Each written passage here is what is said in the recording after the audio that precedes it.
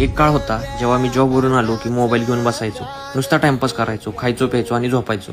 शेवटी रात्री झोपताना मात्र रिग्रेट नक्की यायचा की यार मी आज पण काहीच नाही केलं. सगळं असं दूर निघून गेल्यासारखं वाटायचं आणि करायचो काहीच नाही. हळूहळू कमकुवत गोष्टी समजायला लागल्या आणि कुठेतरी हे सगळं थांबायला पाहिजे याचा भास होऊ लागला. कधी कधी तुम्हाला स्वतःचं निरीक्षण करणं पण तेवढंच गरजेचं आहे, कारण नेहमी दुनिया तुम्हाला सल्ला द्यायला येणार नाही.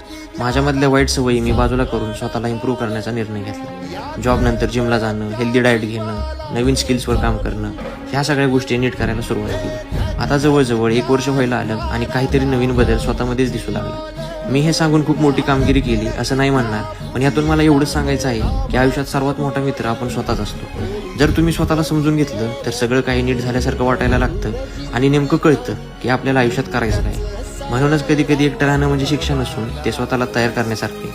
तर भेटूया मग नेक्स्ट व्हिडिओमध्ये. जय श्री.